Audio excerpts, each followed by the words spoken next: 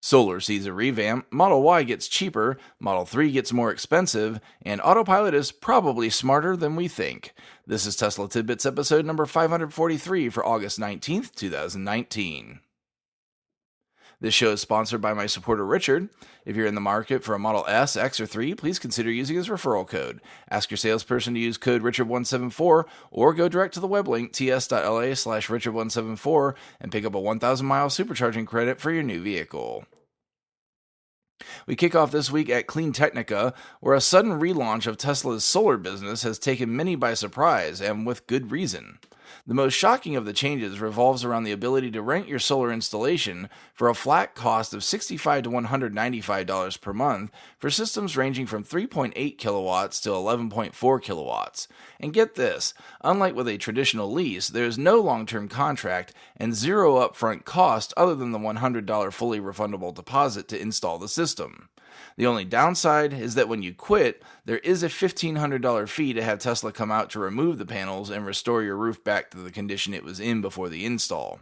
Given Tesla's previous approach was to exit the leasing game on the residential side, this is a serious change of course for the company. Another cause for concern, frankly, is how in the world Tesla is making any money on this. With literally tens of thousands of dollars in capital tied up in every installation, it's hard to see how Tesla wins with the return on investment here.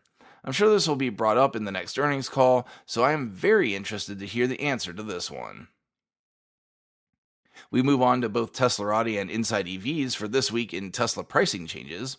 This is a really good week in my book, with only a minor bit of bad news that we'll get out of the way first. If you're looking to buy a performance Model 3, that just got $1,000 more expensive.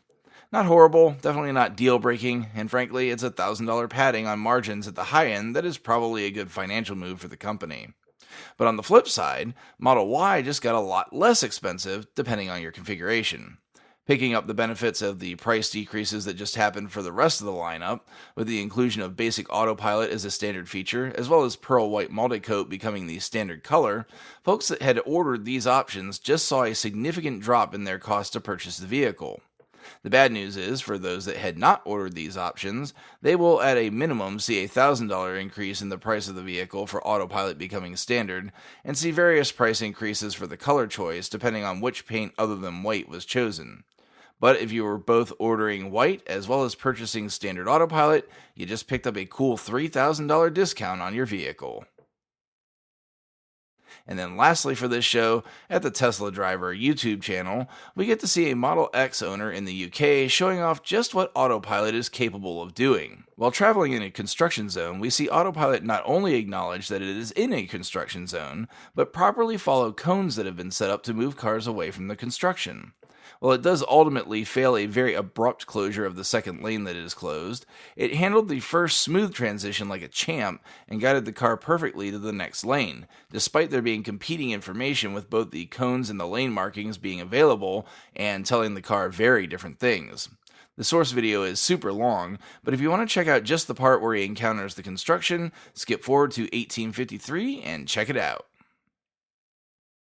That is it for today's show. Thanks to all my patrons supporting the show at patreon.com/Tesla Tidbits, and as always, a special shout out to all the super patrons supporting the show at the $10 plus level. They are Drew Schuyler, John Waller, Ryan Scarborough, Lee Sweet, William Henry Crew III, Dorian Steve Guberman, Bruno Kundici, Joey Boots, Ralph and Cheryl Waterhouse, Adam Raymer Brown, Megawatt Photovoltaic Development, Todd Sullivan, Mitch Long, Zortec LED Canada, Morvan Og, Blake Thompson, Raymond and Deborah Malkowitz, T Sportline, Travis and Cheyenne Rush, Chris Hovis, Craig Murphy, Vicky Kirk, Ricky Johnston, Bien Concepcion, Nathan Garza, Paul Gona, Ed Patterman, and Sunil Joseph. If you have any feedback for me, the best way to be heard is to tweet at Tesla Tidbits and use the hashtag AskTeslaTidbits if you'd like your question to be considered for the show. I'll see everyone back here again on Wednesday. Until then, keep it charged and hit the road.